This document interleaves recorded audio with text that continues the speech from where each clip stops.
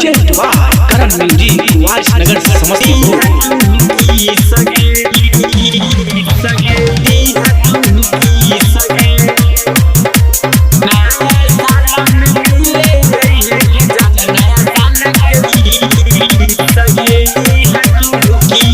सुन गे हमारा बतिया के जानू बात न हमारा भूलई है।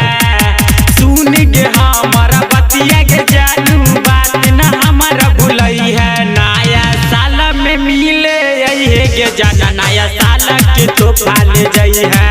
नया साल में मिले है गे जाना, नया साल के तोहफा ले जाई है।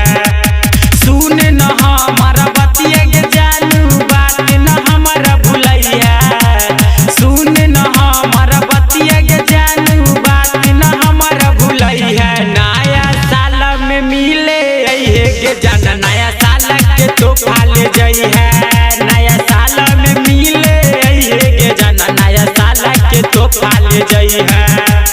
नया साल के तोहफा ले जाई है।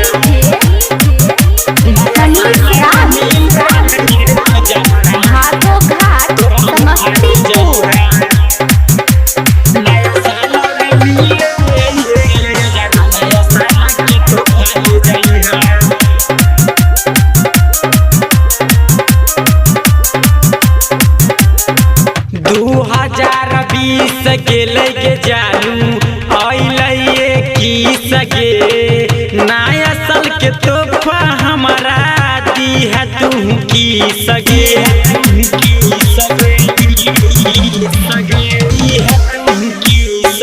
2020 के लगे जानू अइले की सगे, नया साल के तोहफा हमारा दी है तू की सगे। बात हमारा मानी है गे जानू, भूली है नहीं दिला जानी।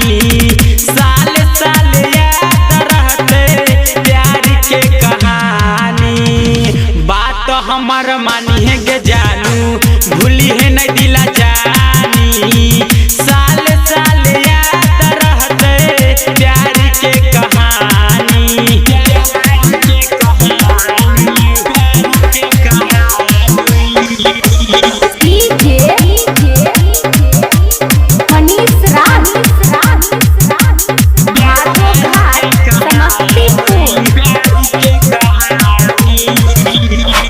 बात हमारा मानी है गे जानू, भूली है नहीं दिन जानी। साल साल याद रहते प्यार के कहानी।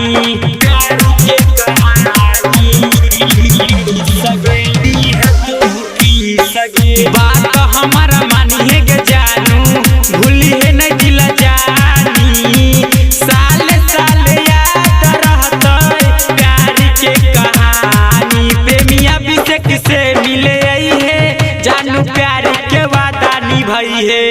प्रेमिया अभिषेक से मिले आई है, कजली प्यार के वादा निभाई है।